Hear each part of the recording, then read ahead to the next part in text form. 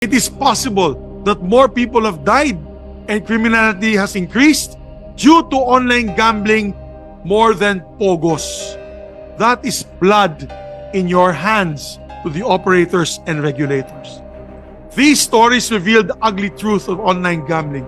It is not at all just fun and games, as colorful advertisements would like us to believe.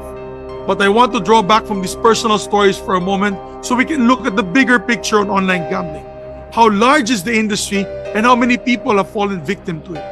Last time I talked about the shameful status that we hold now as the gambling capital of Asia, with 79 casinos surpassing Cambodia with 48, Macau with 47, Vietnam with 40, and South Korea 32.